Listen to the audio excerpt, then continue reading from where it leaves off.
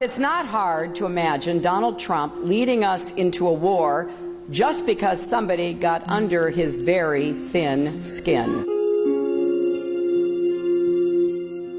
Americans aren't just electing a president in November. We're choosing our next commander-in-chief, the person we count on to decide questions of war and peace, life and death.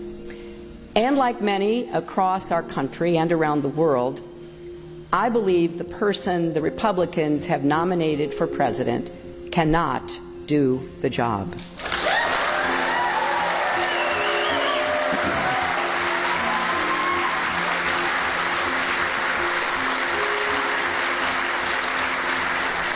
Donald Trump's ideas aren't just different, they are dangerously incoherent. They're not even really ideas, just a series of bizarre rants, personal feuds, and outright lies.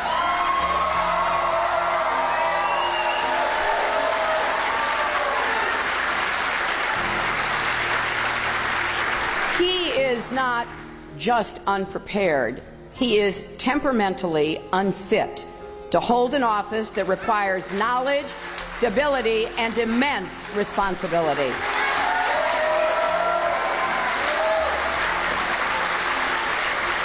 This is not someone who should ever have the nuclear codes, because it's not hard to imagine Donald Trump leading us into a war just because somebody got under his very thin skin.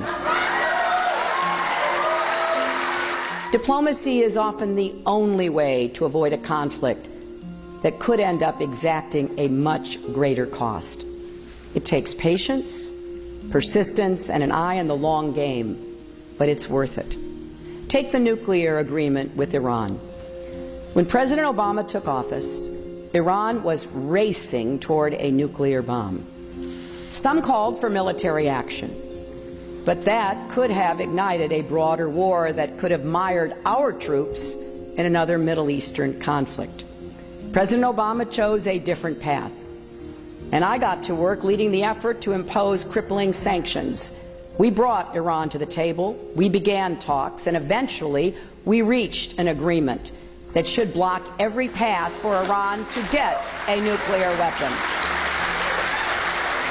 Donald Trump says we shouldn't have done the deal. We should have walked away. But that would have meant no more global sanctions and Iran resuming their nuclear program and the world blaming us. So then what? War?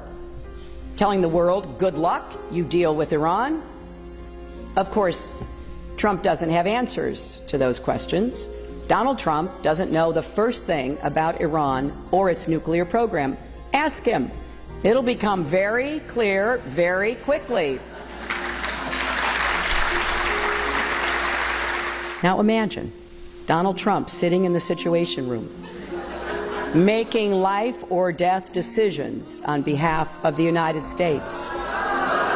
Imagine him deciding whether to send your spouses or children into battle. Imagine if he had not just his Twitter account at his disposal when he's angry, but America's entire arsenal. Do we want him making those calls? Someone thin-skinned and quick to anger who lashes out at the smallest criticism. Do we want his finger anywhere near the button? Well, I have a lot of faith that the American people will make the right decision. This is a country with a deep reservoir of common sense and national pride, and we're all counting on that.